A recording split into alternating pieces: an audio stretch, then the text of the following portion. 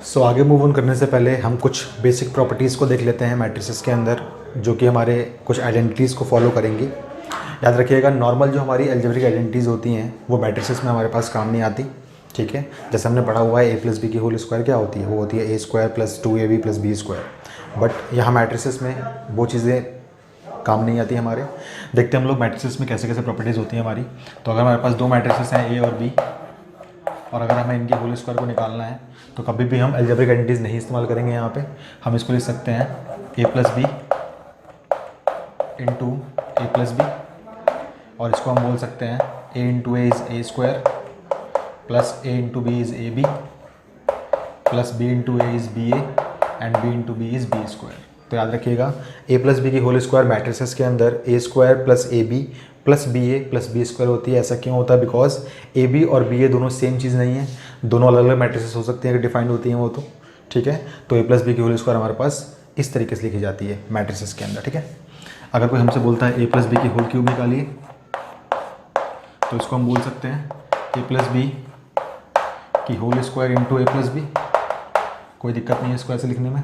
अब हम इसको बोल सकते हैं a² plus ab plus ba plus b² whole multiplied by a + b। Okay, कुछ बातें आपको ध्यान रखनी है यहाँ पे। अगर हम लोग मैट्रिसेस के अंदर लिखते हैं ab इंटू a, तो इसको हम लोग a² b नहीं बोल सकते। ठीक है ना, तो नॉर्मल मल्टीप्लिकेशन काम नहीं आती हमारे इसके अंदर। अगर ये ab इंटू a लिखा है तो आप पहले ab को मल्टीप्लाई कर सकते हैं, बाद में आंसर को आप a के साथ मल्टीप्लाई कर सकते हैं, या फिर आप पहले ba को मल्टीप्लाई कर सकते हैं, बाद में जो आंसर है इन दोनों का उसको आप फिर से a के साथ मल्टीप्लाई कर सकते हैं। लेकिन ऐसे लिखना गलत हो जाएगा मैट्रिसेस के अंदर। हर केस में ये चीज़ फॉलो नहीं होगी, कुछ दो केस हो सकते हैं जहाँ पर चीज़ फॉलो हो रही हो आप लोगों की। ठीक है, तो इसको जब हम इसको हम एक्सपेंड करते हैं तो हमारे पास क्या मिलता है, हमें मिलेगा a² इंटू a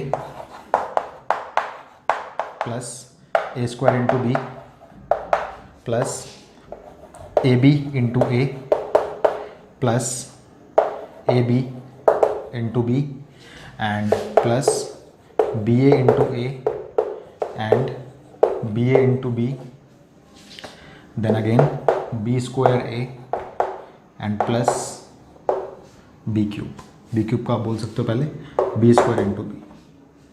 सो हमारे पास क्या मिलेगा, दोनों मैट्रिसेस सेम टाइप के हैं तो हम इसको a³ बोल सकते हैं आराम से।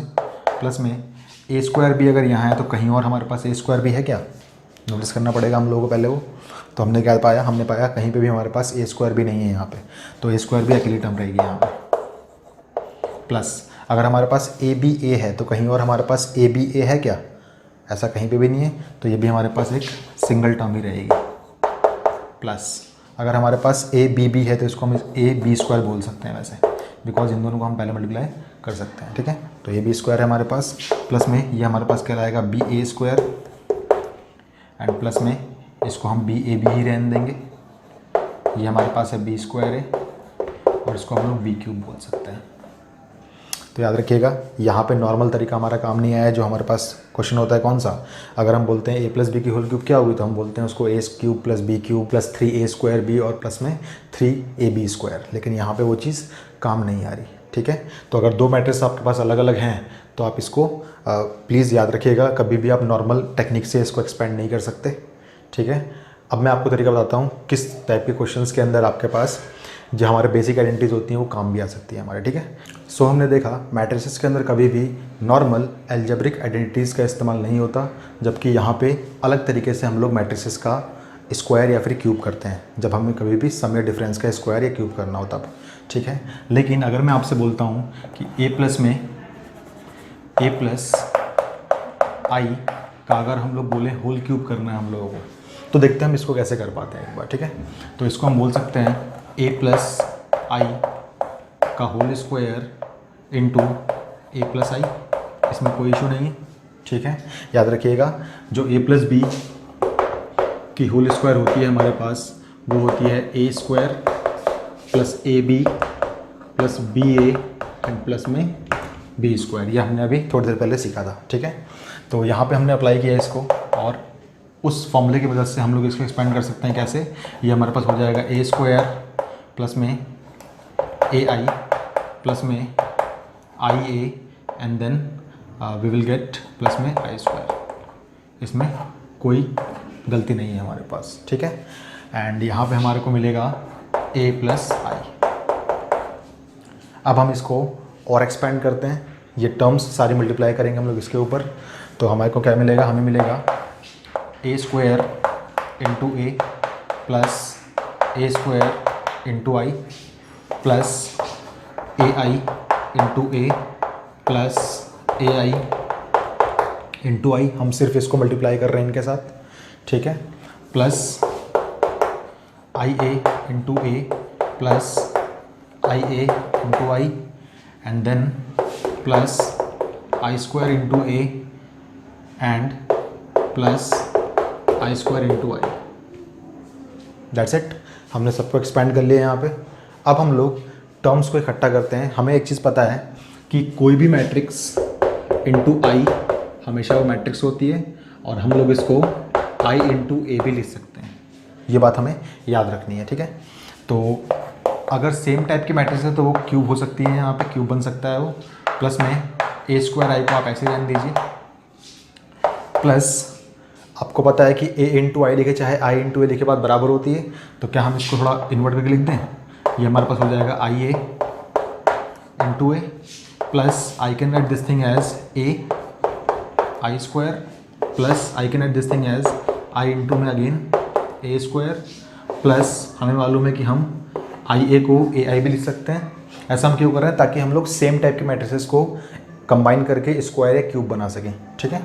तो इसको लिख सकते हैं ए आई इंटू आई प्लस ये आई स्क्वायर ए हमारे पास पहले से ही है, और ये तो आराम से हमारे पास आई क्यूब बन जाएगा, ओके।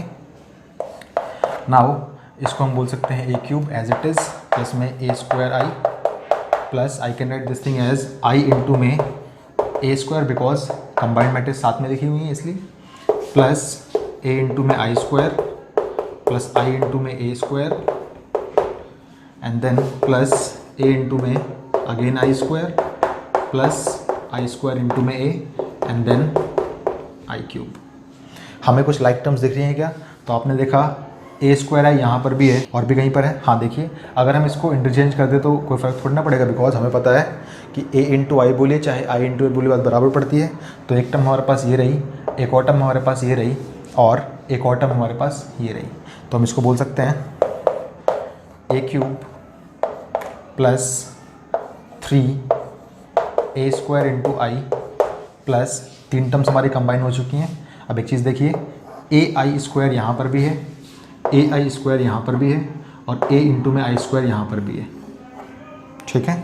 याद रखिएगा आइडेंटिटी मैट्रिक्स जहाँ कहीं भी हो तो वहाँ पे आप ए बी इंटू बी ए कर सकते हैं, दोनों का इंटरचेंज। लेकिन अगर दो मैट्रिक्स अलग अलग हैं तो वहाँ पे ए बी का अलग मतलब है और बी ए का अलग मतलब होता है, ठीक है। तो ये हो जाएगा हमारे पास 1 2 एंड 3, तो ये हो जाएगा 3 times of A I square बोल दें हम इसको, A I square and then A I square again plus I cube. हमारे पास एक डिफरेंट चीज़ रह गई थी। तो हमने एक चीज़ क्या नोटिस करी यहाँ पे, हमने चीज़ नोटिस करी कि जब कभी भी हमने एक मैट्रिक्स के साथ आइडेंटिटी मैट्रिक्स का सम का क्यूब किया तो हमारे पास बिल्कुल same to same algebraic identities वाला फॉर्मूला इस्तेमाल होने लगा। तो याद रखिएगा, अगर हमारे पास दो मैट्रिसेस हैं जिसके अंदर फर्स्ट मैट्रिक्स कुछ भी हो लेकिन सेकंड मैट्रिक्स अगर आइडेंटिटी मैट्रिक्स होती है तो हाँ, हम वहाँ पे अपनी नॉर्मल एल्जेब्रिक आइडेंटिटीज़ वाले फॉर्मूलोज़ को इस्तेमाल कर सकते हैं, ठीक है।